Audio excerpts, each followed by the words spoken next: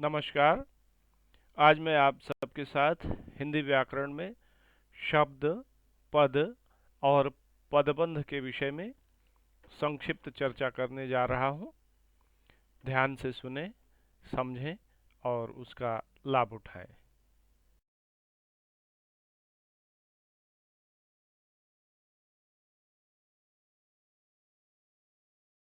तो आइए सबसे पहले देखते हैं शब्द क्या है, शब्द की विशेषताएं क्या हैं। शब्द वर्णों का सार्थक ध्वनि समूह है। शब्द एक स्वतंत्र इकाई है। शब्द शब्दकोश में पाए जाते हैं। ये तीनों बातें शब्द की विशेषताएं भी हैं।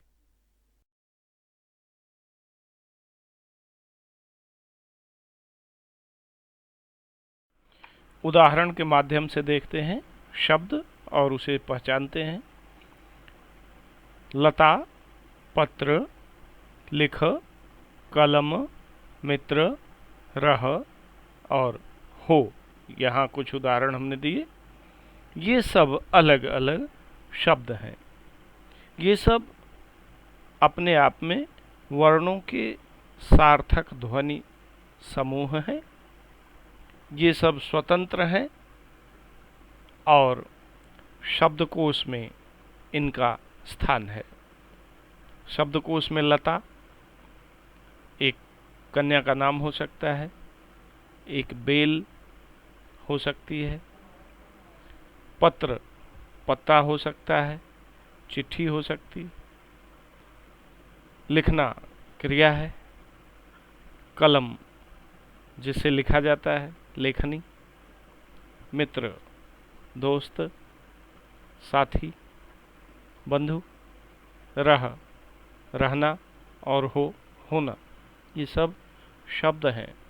तो तीनों विशेषताएं यहाँ आपको प्राप्त हो रही हैं कि शब्द वर्णों का सार्थक ध्वनि समूह है, शब्द एक स्वतंत्र इकाई है और शब्द शब्दकोश में पाए जाते हैं।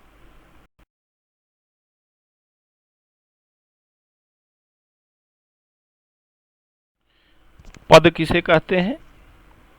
व्याकरण के नियमों के अनुसार जब किसी शब्द का वाक्य में प्रयोग किया जाता है तब उसे पद कहते हैं। मतलब कि शब्द ही पद बनता है। लेकिन शब्द पद कब बनेगा? जब वह वाक्य के अंदर प्रयुक्त होगा। साधारण रूप से आप इतना समझ लीजिए, जब कोई शब्द वाक्य के अंदर लिखा गया हो, कहा गया हो, तब वह शब्द पद कहलाता है। क्यों? क्योंकि वाक्य में बिना व्याकरण के नियम से कोई शब्द प्रयुक्त ही नहीं हो सकता। इसलिए व्याकरण के नियम के अनुसार जब किसी शब्द का प्रयोग वाक्य में किया जाता है तब वह पद बन जाता है।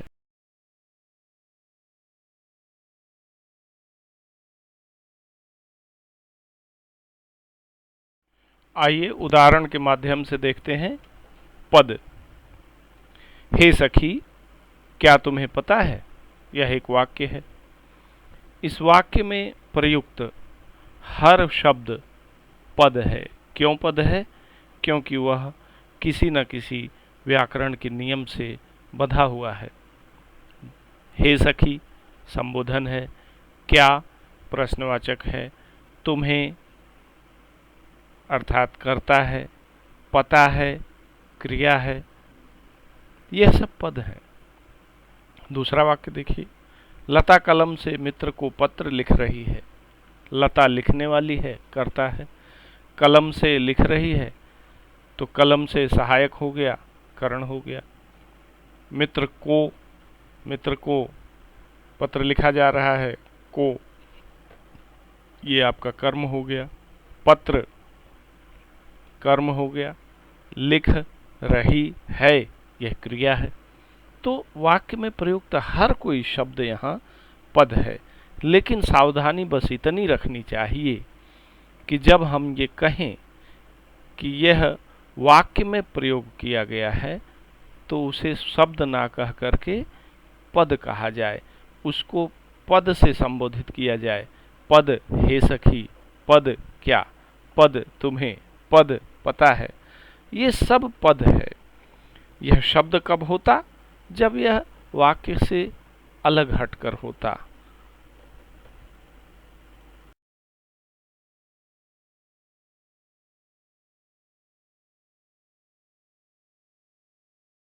आइए अब हम जानते हैं पदबंध क्या होता है। जब दो या दो से अधिक पद नियत क्रम अर्थात निश्चित क्रम और निश्चित अर्थ में किसी व्याकरणिक इकाई का काम करते हैं, किसी निश्चित अर्थ को बतलाते हैं, तो उन्हें पदबंध कहा जाता है। कंडीशंस देखिए, शर्त क्या है? दो या दो से अधिक पद, पदबंध बनने के लिए कम से कम दो पदों की आवश्यकता है, दो से अधिक भी हो सकते हैं। दूसरी शर्त क्या है? निश्चित क्रम में वाक्य के अंदर उनका प्रयोग एक के बाद दो, दो के बाद तीन, इस तरह से लगातार होगा। ऐसा नहीं है कि एक पद यहां है और दूसरा पद दूर जाकर वहां है, नहीं। नियत क्रम में, निश्चित क्रम में और निश्चित अर्थ में, मतलब सारा का सारा वह पदक्रम एक निश्चित अर्थ का बोध कराएगा, अर्थ की भिन्नता वहां नहीं होगी। तो ऐसी स्थिति में वह पदक्रम पदबंध कहलाएगा।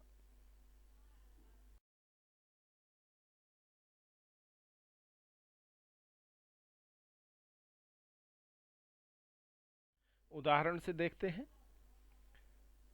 सबसे कम परिश्रम करने वाला छात्र प्रथम आया है। यहां जो रेखांकित पद हैं उनको जरा ध्यान से देखिए। सबसे कम परिश्रम करने वाला छात्र, यहां जो छात्र है यह कर्ता है, मुख्य पद है इस वाक्य का, और इससे पहले आने वाला जो भी पद है, सबसे कम परिश्रम करने वाला, यह उस छात्र का विशेषण है।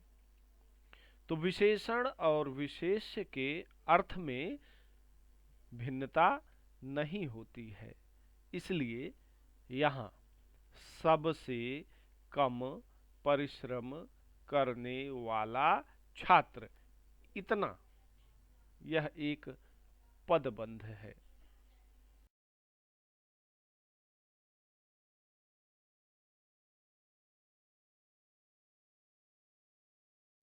आइए अब देखते हैं पदबंध के कितने भेद होते हैं।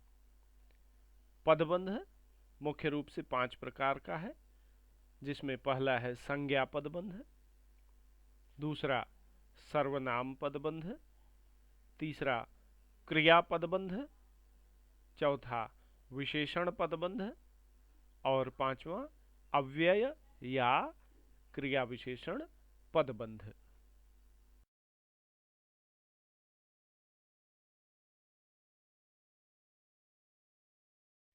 संज्ञा पदबंध क्या होता है?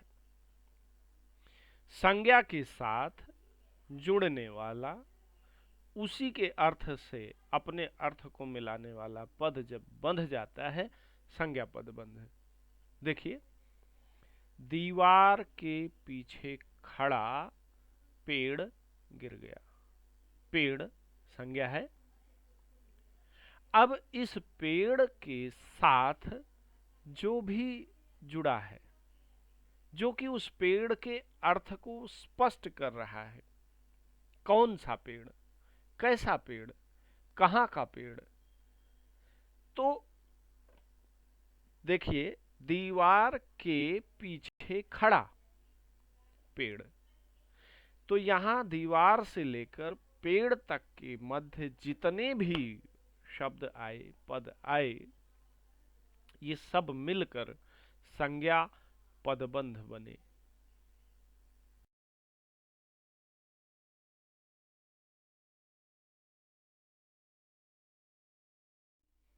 दूसरा है सर्वनाम पदबंध।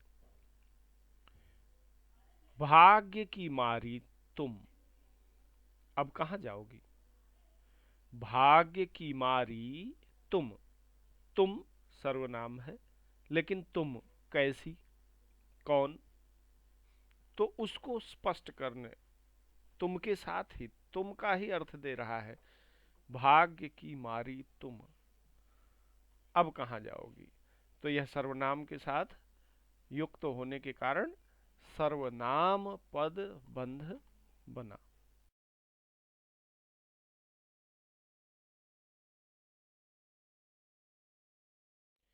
क्रियापद बंध क्या होता है?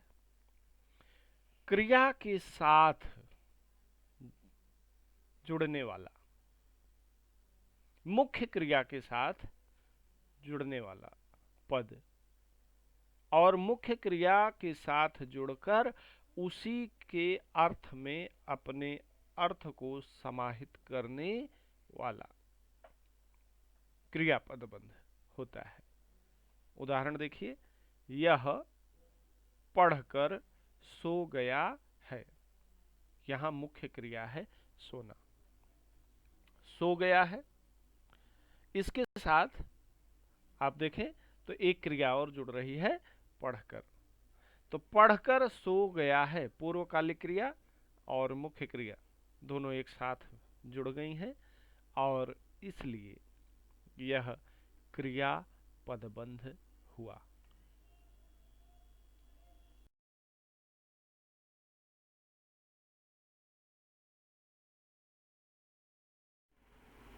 विशेषण पदबंध,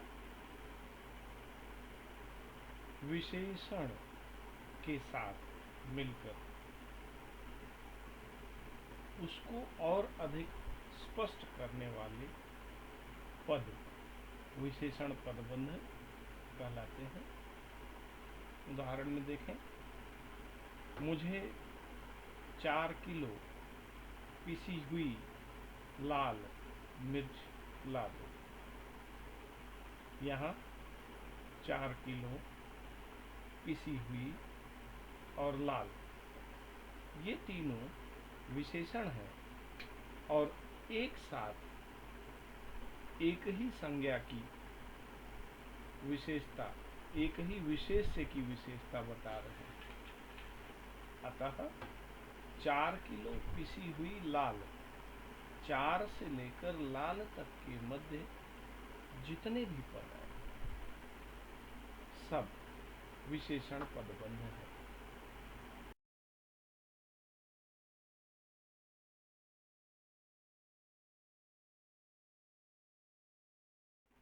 क्रिया विशेषण पदबंध, क्रिया की विशेषता बताने वाले पद क्रिया विशेषण कहलाते हैं। क्रिया विशेषण पदबंध क्या है? जब क्रिया विशेषण के साथ अन्य पद जुड़कर उसे और अधिक स्पष्ट करें। यथा, मैं बहुत तेजी से दौड़कर गया। यहाँ गया मुख्य क्रिया है। मुख्य क्रिया गया, इसका क्रिया विशेषण है दौड़कर। मैं दौड़कर गया। अब क्रिया विशेषण दौड़कर को और अधिक स्पष्ट कर रहा है, उसके अर्थ को और अधिक बढ़ा रहा है। वह पद है बहुत तेजी से, और यह क्रिया विशेषण के साथ जुड़ा हुआ है।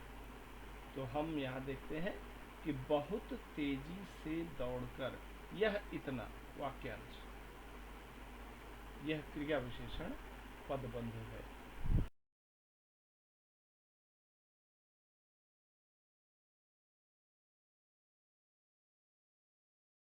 एक बार हम आवृत्ति करते हैं, रिकैप। स्वतंत्र व सार्थक ध्वनि समूह को शब्द कहते हैं, जबकि वाक्य में प्रयुक्त उसका व्यावहारिक और अनुशासित रूप पद कहलाता है। वाक्य में प्रयुक्त विभिन्न पदों के समूह को पदबंध कहते हैं।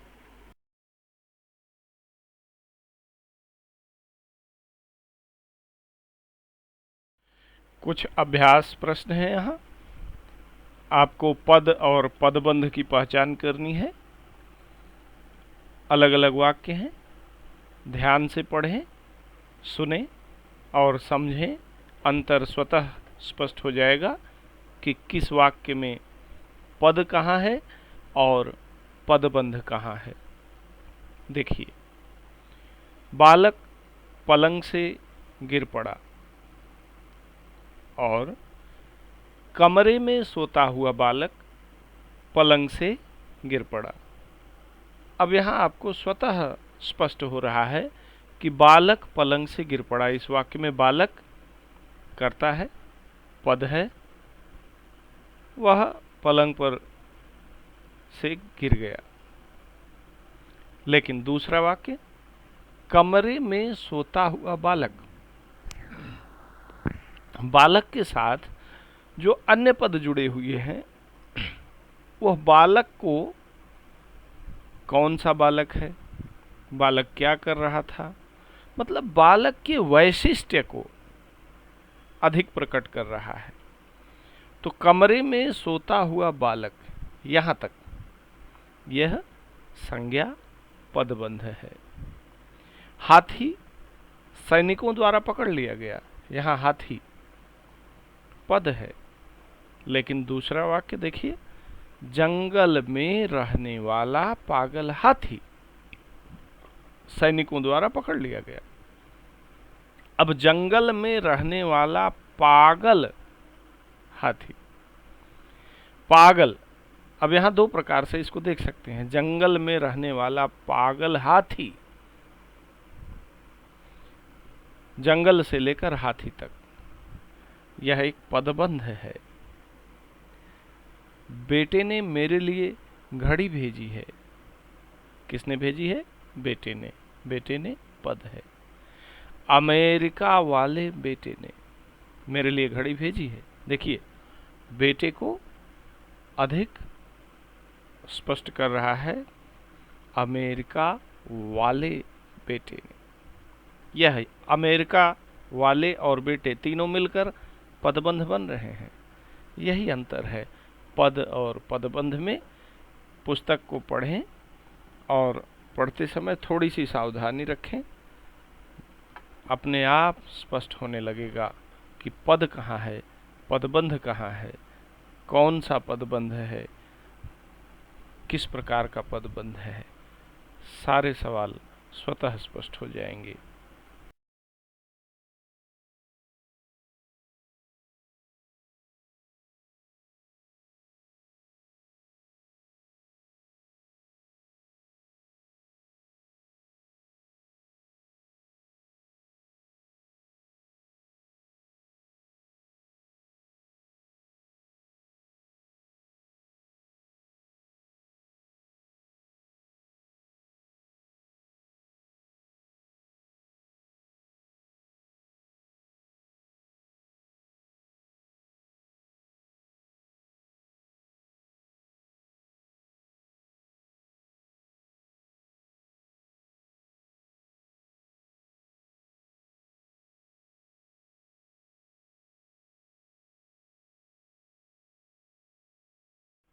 आशा है आपने अन्य प्रश्नों को देखा हो, उस पर ध्यान दिया हो, उनमें पद और पदबंध को पहचानने की कोशिश की हो और आपको सफलता भी मिली हो। इसी प्रकार अन्य उपविषयों से संबंधित वीडियोज आपके पास तक पहुंचते रहेंगे। घर में रहिए, स्वस्थ रहिए, पढ़ते रहिए। धन्यवाद।